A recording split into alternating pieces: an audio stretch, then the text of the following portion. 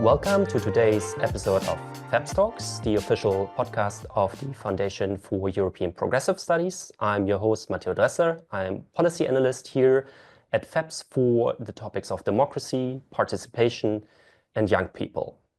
And I'll be your host today.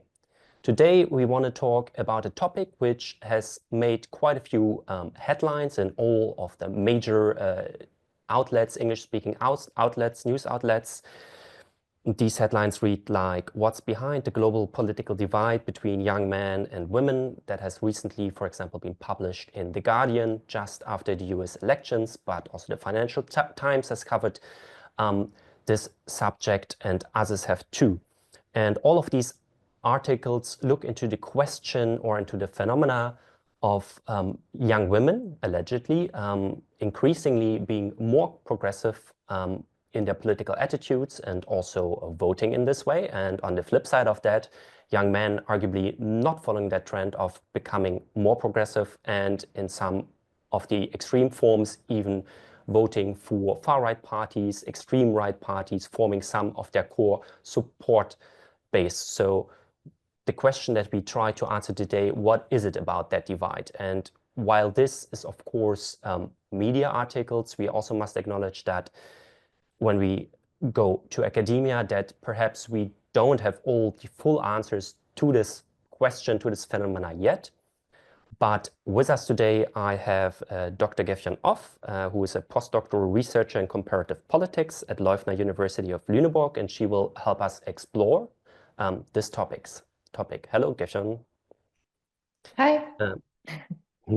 She's recently completed her PhD in political science at Gothenburg University and specializes in political behavior, gender and politics. And her PhD dissertation, which came out about 1.5 years ago, dealt with the topic of backlash against feminism and its link to radical right support. And she has published in a lot of acclaimed journals, and her research has also piqued the interest of aforementioned outlets. She has been kind of quoted in some of the articles that I referred to earlier. She's also currently working on a 3-year research project funded by the Swedish Research Council, where she explores who feels threatened by women's empowerment, and she's also working on a book on a similar topic. So we are thrilled to have Gefjon with us to explore these questions. And before actually delving into the question of this divide of political attitudes between young men and women, I want to take a small step back.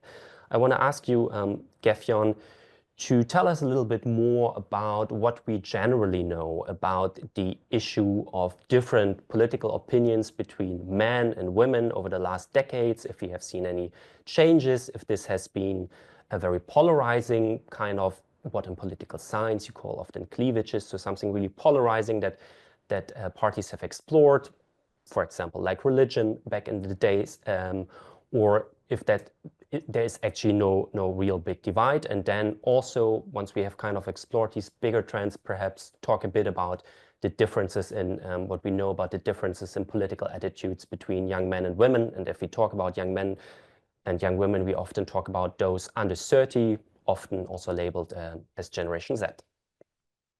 Yes, thanks for having me here, and thanks for the kind introduction. So as regards the gender gap in voting or political attitudes or also political ideology, we know that there are decades-long trends. So, I mean, there are new trends today, but there are also decades-long trends that we have been observing as political scientists and sociologists.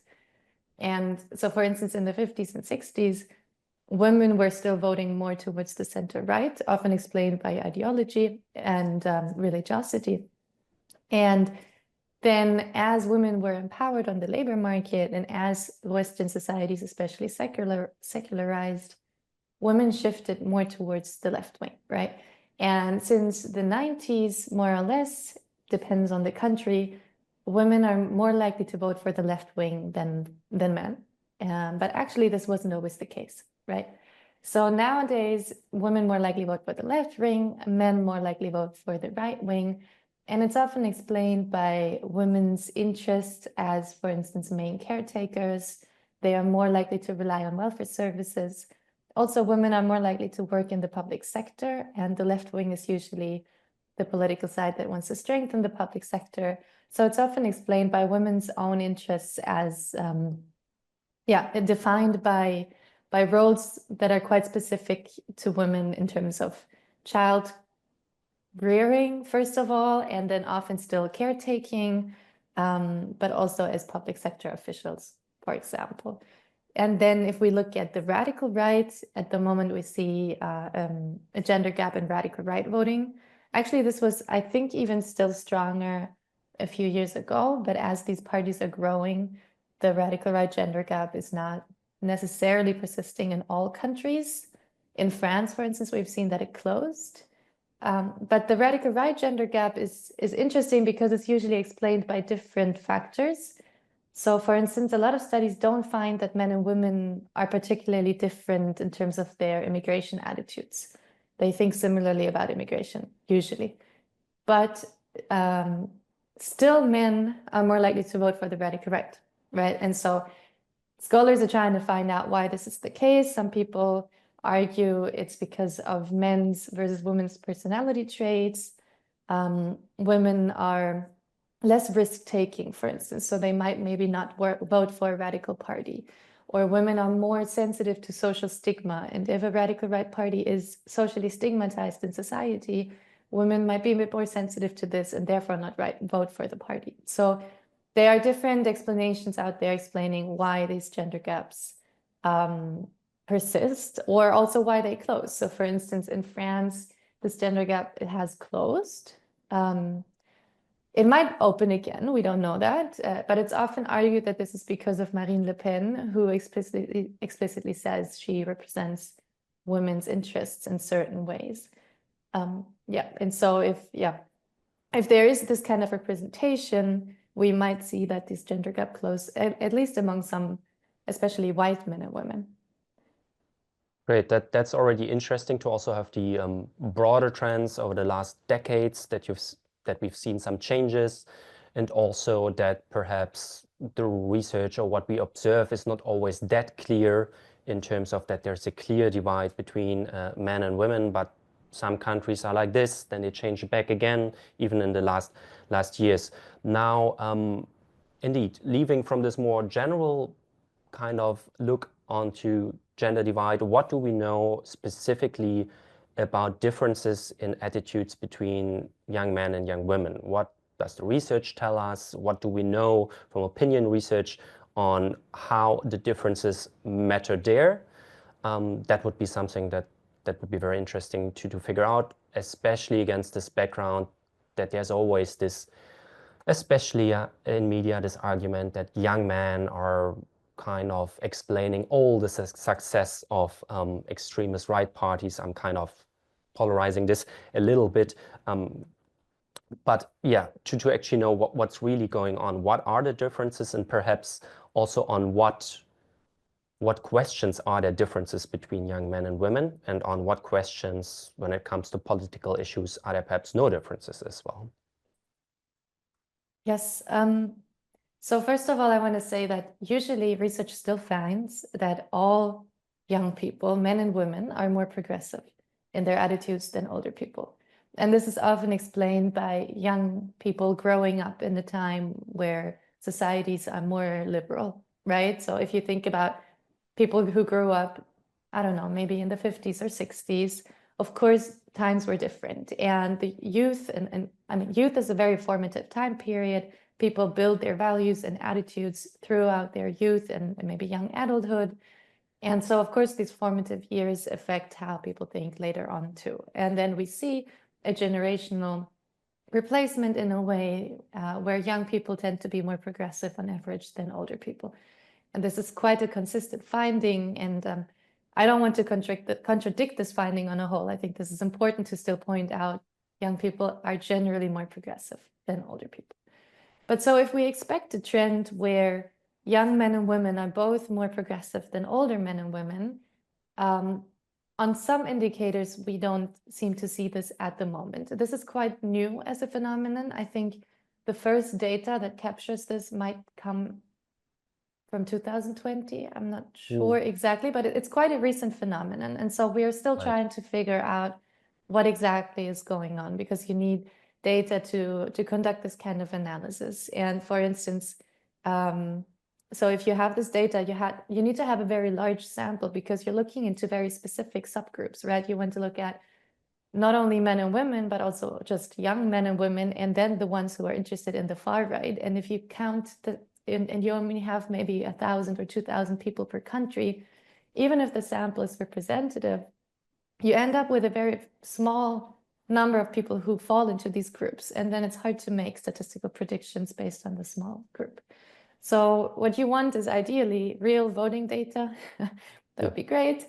Or just very large country samples, right? And we have some of those. But then depending on the questions, you also find different trends, right?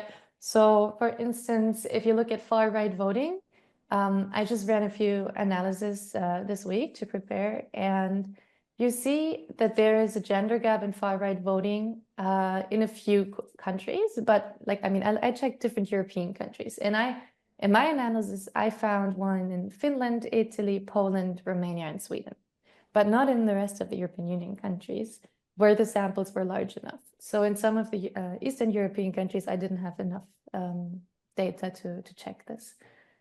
And this is a question where people are asked, if elections would happen today, who would you vote for? And then I checked if they vote for a far-right party. But for instance, I have Swedish data from the exit polls, which is when people are asked right after casting their vote, right? So in 2022, they had their elections, they came out of the election booth, and they were asked, who did you vote for?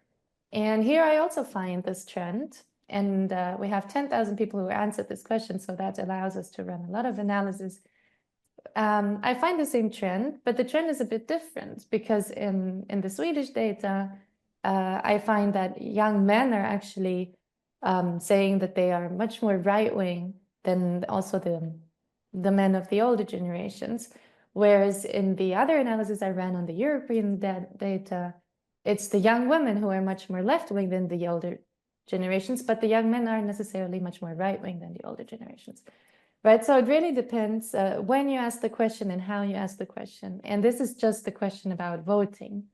But you can also ask about their left-right ideology. And here sometimes you find similar trends. And then if you look at specific indicators, I checked for anti-immigration attitudes, because you would think that that is the most important predictor of far-right voting.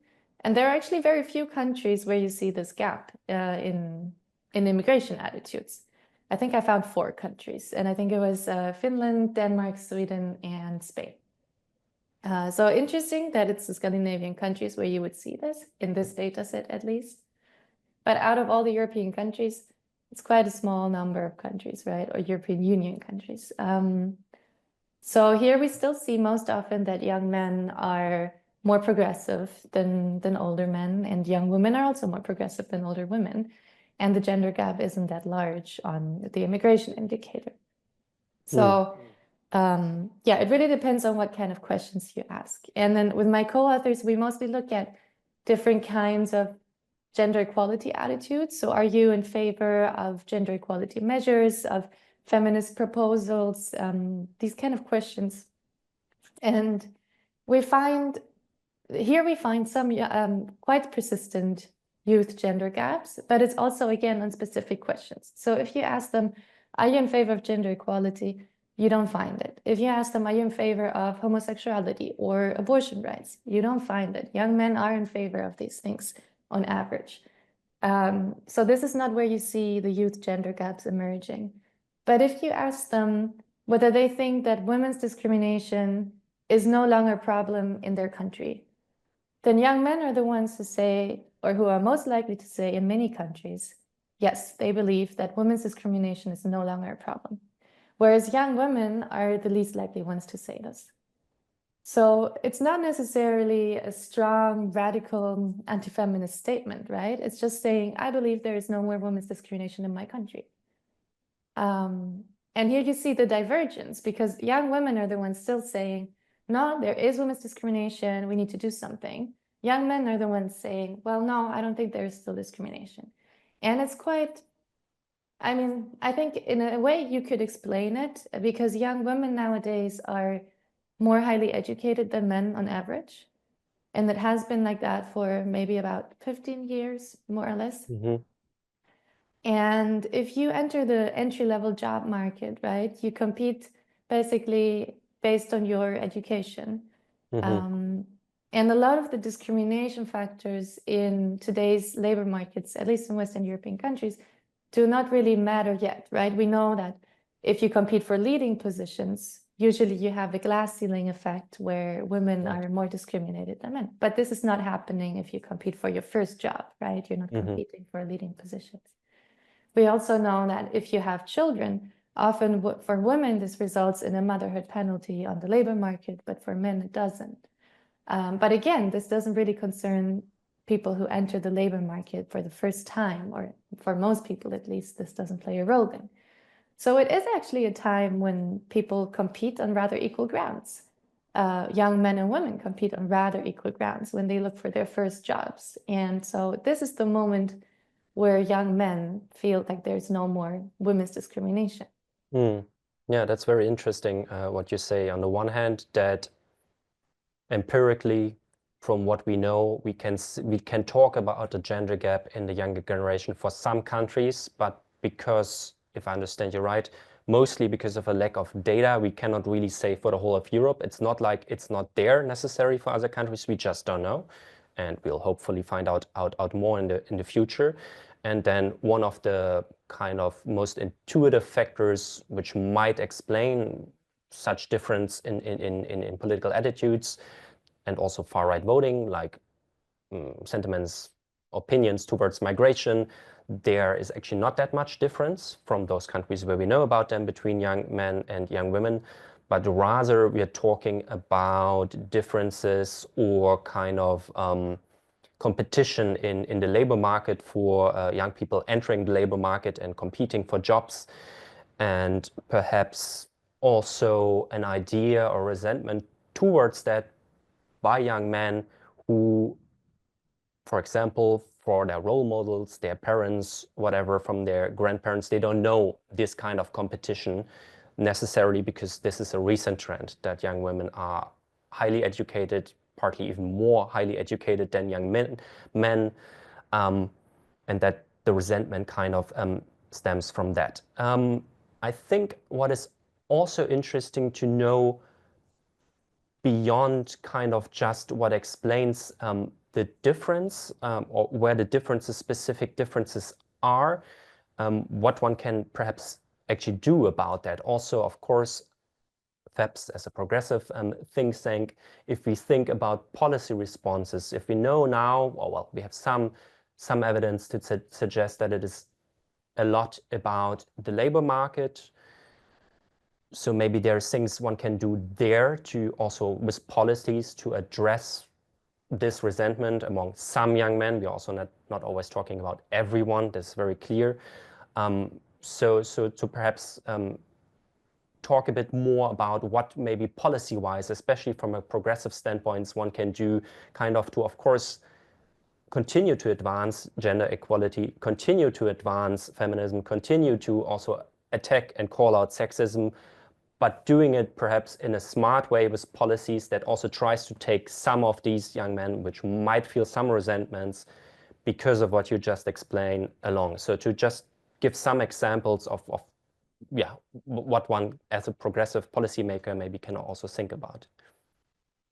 Yes, so we find that the young men who are most likely to hold a bit more conservative attitudes on these questions are lower educated. They have lower income on average, and they live in areas where unemployment has been going up. They also live in areas where the difference between young women and men in terms of education is larger. So women are outperforming young men to a greater extent. And they also tend to distrust political or government institutions to a greater extent. So in this case, I think this there's this classical or typical left behind argument in the literature that often explains radical right voting. It tends to be people who lose or who have lost economically, who live in regions that are economically not as strong, for instance, and so on. But here, this might apply to young men too, right? So these are people who are more insecure economically. There are even some studies who find that this gender education gap, where women are outperforming men, leads to a decline in dating, in partnering.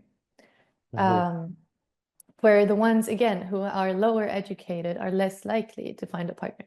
So there are ways to spot this insecurity in quite tangible and partly objective ways that we might be able to address. But then there will always be people who are lower educated or have lower income than others, right?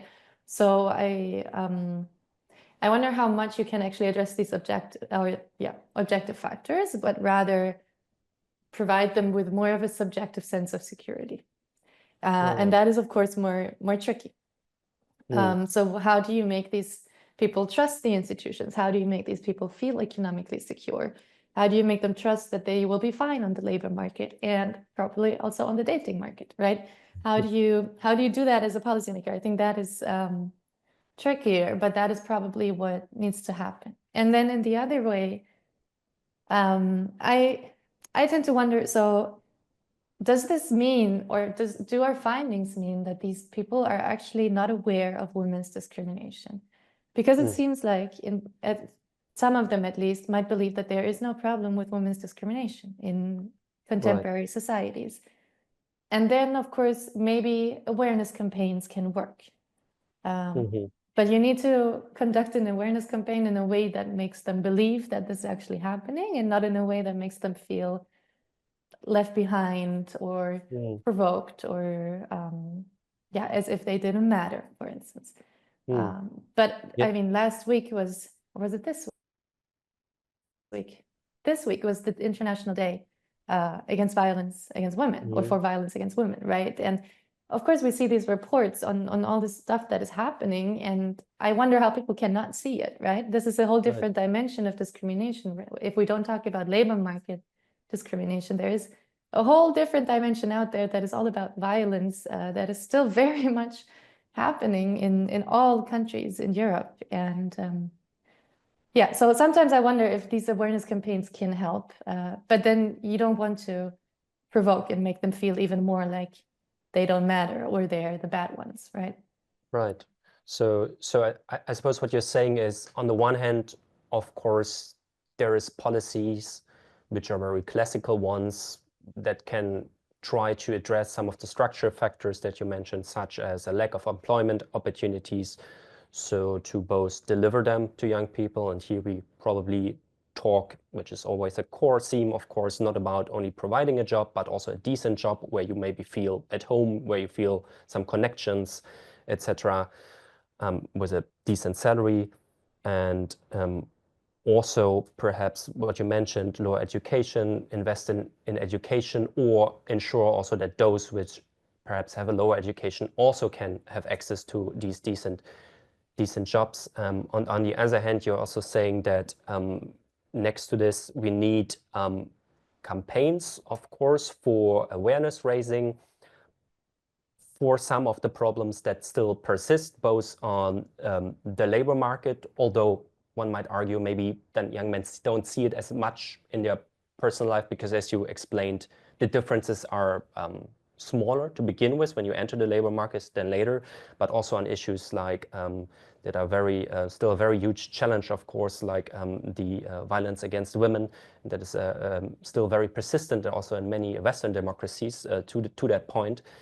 I'm wondering also, if you're aware of some research on political communication, on not to draw out full campaigns, but how to address some of these topics in exactly a way that, again, they don't compromise on advancing gender equality, feminism, but still being aware that you're trying to perhaps address a segment of the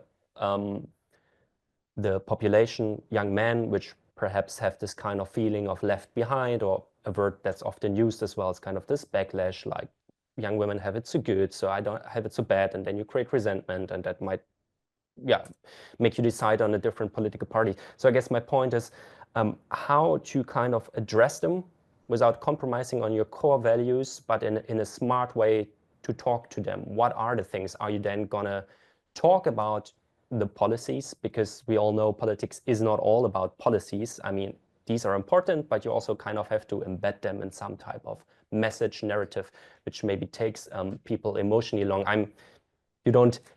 You're of course not a political consultant, but there is research probably also on political communication, on what can be effective to address some of these young men that feel that way, while also being aware that you will never address all of them. I guess that can never be the goal, and you will always not reach some, but there's certainly also a big group where you might have some potential. So on some advice, some ideas on how to do it perhaps as well.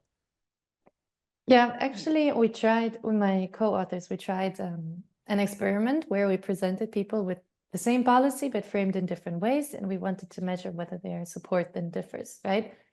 And we especially tried to frame the goal of the policy of either benefiting women or girls or benefiting everyone in society.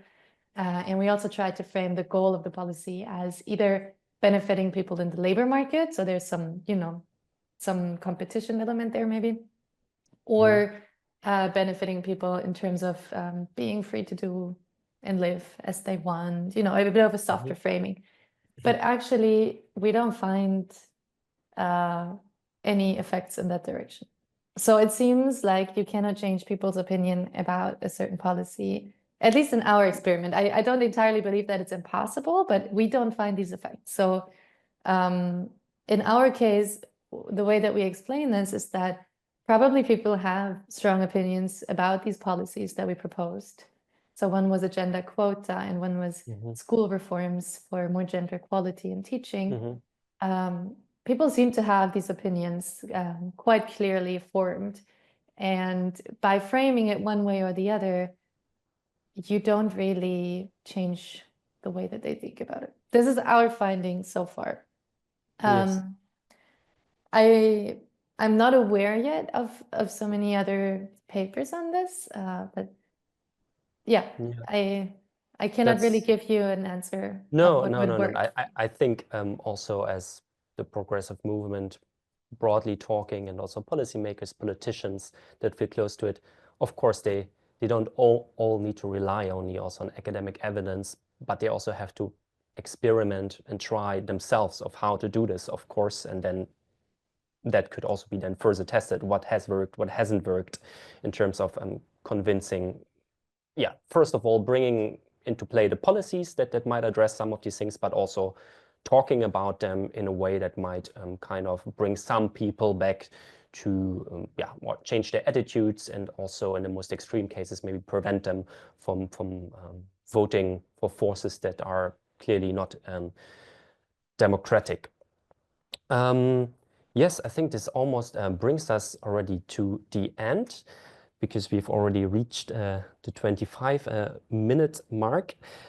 What I always like to do towards the end, because this is of course a very short format, is to ask our guests as well about perhaps 3 inspiring publications, movies, podcasts, whatever the format might be, for our audience to learn more about these subjects, because yes, we could only touch about these issues very shortly.